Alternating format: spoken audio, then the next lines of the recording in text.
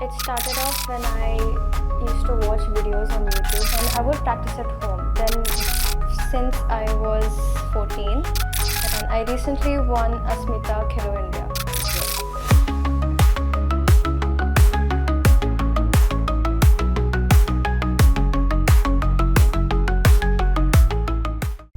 Assalamu alaikum wa rahmatullahi wa barakatuh. Today's episode is very special because we have Miss Farzeen Zakati with us. She is a yoga and wushu player who's been making Goa proud with her amazing performances. Let's get to know her story, her struggles, and what keeps her motivated. So Farzeen, we want to know about your journey, like what inspired you to take up a gymnastic and where did you got your training in yoga? It started off when I used to watch videos on YouTube. There was this one trending YouTuber at that time, Anna McNulty.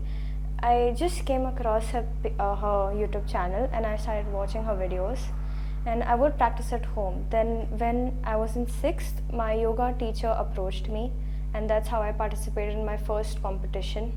I won a bronze medal and after that I met Daul sir, who is a gymnastics coach. He coached me in gymnastics as well as yoga and I've been with him for at least 8 to 9 years now. I practiced since I was 14 and I'm still continuing now, and I recently won Asmita Khelo India as well.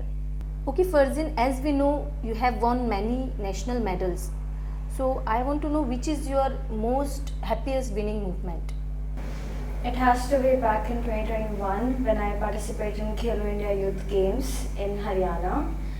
We won the gold medal and it was one of the most happiest moments for me because we had trained really hard and there was rigorous training. We used to train 6 to 7 hours a day. It was morning 3 hours, evening 3 hours, and on Sundays it was like at least 10 hours. So that when we got that gold medal, it was like all my hard work really paid off and I was really happy. Tell me something about your wushu journey. From where did you start? After I took a break from yoga because of studies and exams, I wanted to get back, and that's when Daul sir told me that there's a wushu camp going on in Seolim. We went there for a day, we saw how it was. We had to travel for 3 hours because it was so far. I saw how they were training and I really liked it, and turns out they were training for the national games, the 37 national games that were going to go on in Goa, and we stayed there for a month and we trained, and then I took part in wushu. I took part in the traditional event Taiji Jan, and yes, that's how it all started. After that I played a few more competitions like the Asmita Khelo India League, and that was it, and I'm still continuing practicing. So wushu is an upcoming sports in Goa, and do you have all the facilities available like training centers and the coaches?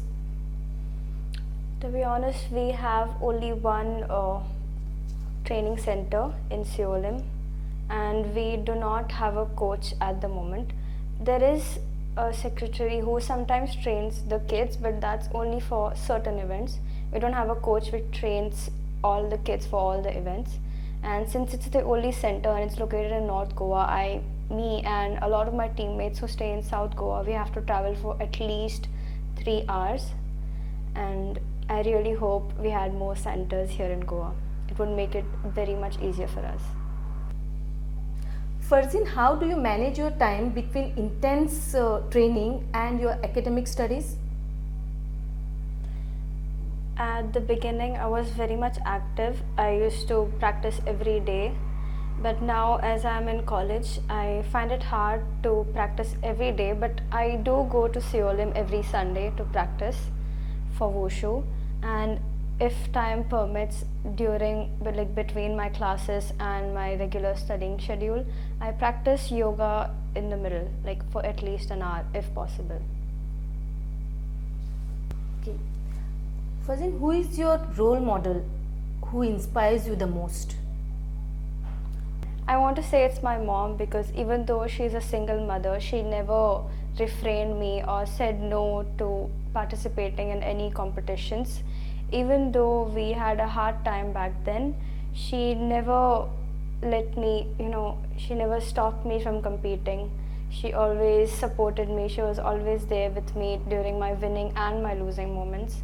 And she would travel with me too, even though she was working at that time. So she is my role model.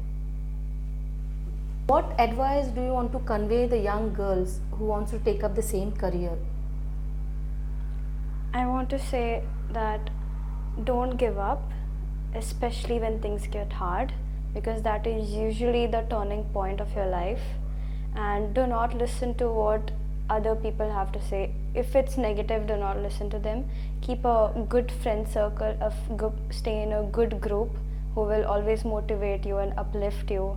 And I would say go and speak to people who are very much experienced in that field and take inspiration from them, take advice, take tips from them, and stay with them, because that's how it benefited me. When I would go for competitions, I would usually go and talk to people who are very much better than me, and somehow or the other I would learn a lot of new things from them.